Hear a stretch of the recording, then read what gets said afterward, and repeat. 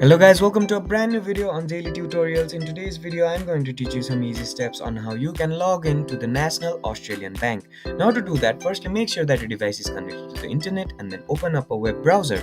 Once the web browser opens up, on the search bar type in National Australian Bank and then hit the search button.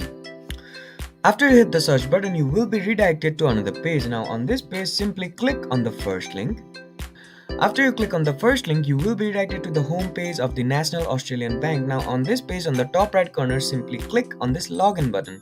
After you click on the login button, you will be on the login page of NAB. Now on this page, simply fill in your NAB ID here, your password here, and then click on this login button. Once you click on the login button and if your credentials are correct, you will be logged into your account.